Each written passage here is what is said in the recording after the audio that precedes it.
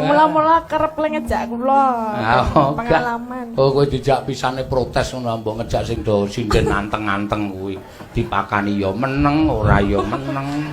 Ya ngerti-ngerti semaput.